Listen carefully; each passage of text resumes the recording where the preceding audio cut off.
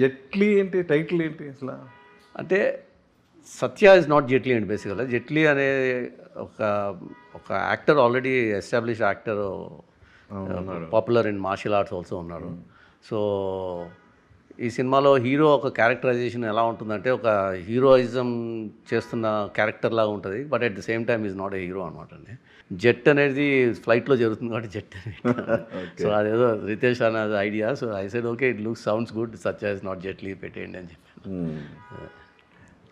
సత్యాన్ని హీరోగా చేయాలి అని ఎందుకు అనిపించింది యాక్చువల్గా? అంటే ముందు ఎవరన్నా హీరోని అనుకొని కాంట్బట్ స్టేజ్లో సత్యాన్ని హీరో అనుకున్నారా? అసలు సత్యాన్ని బేస్ చేసుకునే ఈ సబ్జెక్టు తయారు చేశారా? ఎలా అసలు? ఏం లేదండి, ఇది సత్యాన్ని బేస్ చేసుకుని తయారు చేసిన సబ్జెక్ట్ కాదండి. ఇది ఒక ఇంటెన్స్ థ్రిల్లర్ కింద తయారు చేసిన సబ్జెక్ట్ అండి. ఒక edge of the seat thriller లాగా, ఒక ఫ్లైట్లో ఒక హైజాక్ అవ్వబోతున్న ఒక హైప్ అయిన ఫ్లైట్లో కానివ్వండి, క్రాష్ అవ్వబోతున్న ఫ్లైట్లో కానివ్వండి, ఎలాంటి టెన్షన్ ఉంటుందో ఆ టెన్షన్ బిల్డప్ చేస్తూ చేద్దాం అనుకున్న సబ్జెక్ట్ అండి ఇది యాక్చువల్గా. సో అది హీరోస్ చేస్తే బాగుంటుంది అనుకున్నాము, కొంతమంది చెప్పడం జరిగింది. కాకపోతే అది తర్వాత మేమే రియలైజ్ చేసాం, అది మాకు పాజిటివ్ రెస్పాన్స్ రాలేదు. తర్వాత మేము రియలైజ్ చేసింది ఏంటంటే, హీరో అన్న తర్వాత హీరోకి కావాల్సిన వేరియస్ కమర్షియల్ ఎలిమెంట్స్ కూడా ఉంటేనే హీరోస్కి వాళ్ళు యాక్సెప్ట్ చేస్తారు at this point of time of their careers. ఎందుకంటే వాళ్ళకి ఒక రొమాన్స్ ట్రాక్ అవనండి, లేదంటే సాంగ్స్ అవనండి, లేదంటే ఒక ఎమోషనల్ కంటెంట్ అవనండి, ఒక డ్రామా డ్రివెన్, ఇవన్నీ హై ఎండ్లో ఉంటేనే, హై ఎండ్ ఫైట్స్ ఇట్లా ఉంటేనే వాళ్ళకి కొంచెం వాళ్ళు కూడా వాళ్ళ ఫ్యాన్స్ని సాటిస్ఫై చేసుకోవాల్సిన సిచ్యుయేషన్ ఉంటుంది కదండి వాళ్ళకి. సో అలా అనేది ఫ్యాన్స్ కోసమే కాదు కదా, ఫ్యాన్స్ కోసం కాదండి. బట్ ఏంటంటే మనకి ఇంకా అంటే నాకు తెలిసి ఆ ఎక్స్పెరిమెంటల్ జోన్లోకి మేము అప్రోచ్ అయితే ఇంకా అప్పటికి ఇంకా వచ్చే సిచ్యుయేషన్లో hopefully over period of time అలా ఎక్స్పెరిమెంటల్ మూవీస్ కూడా చేయడం. తెలుగు హీరోలు ఎవరు ఆ ఇమేజ్ చట్టంలోంచి బయటికి రాదలుచుకోలేదని అనిపిస్తుందా మీకు నిజంగా? ఇది అంటే ఇప్పుడు వాళ్ళ దగ్గర ఆ హీరోస్ దగ్గర నుంచి ఉన్న ఎక్స్పెక్టేషన్స్ కూడా అలా ఉన్నాయండి ప్రస్తుతానికి ఆడియన్స్ నుంచి. అంటే not only fans, even the audience also.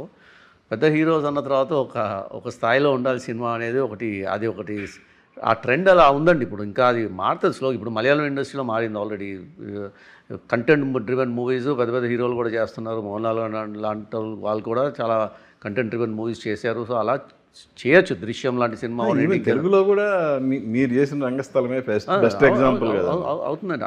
అలా స్లోగా వస్తుందండి. బట్ ఇప్పుడు ఉన్న అంటే వాళ్ళకి చేతిలో ఏమున్నాయో కూడా చూసుకుంటారు కదండి, ఏది బెటర్ అనేది ఒక డిసిషన్కి వాళ్ళు ఇదే చాయిస్ కదా మన చేతిలో. నాకు ఒక్కటి అర్థం కాదండి, ఇన్ని వందల కోట్లు పెట్టి సినిమాలు తీసే ప్రొడ్యూసరు రిస్క్ చేసి తను సినిమా తీసేటప్పుడు కోట్ల రూపాయలు రెమ్యునేషన్ తీసుకునే హీరోలకి ఆ ఇమేజ్లోంచి బయటికి రాకపోవడానికి ఏంటండి అసలు? వాళ్ళకి ఉన్న ప్రాబ్లం ఏంటి అసలు?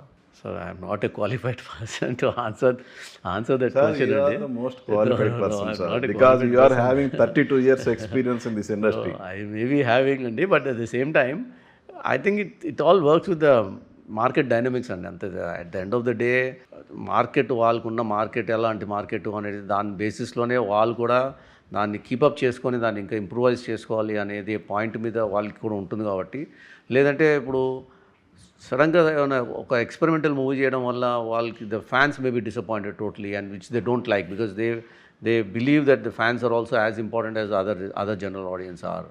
And there's nothing wrong in that, because that's how they are worshipped in Telugu film industry so far.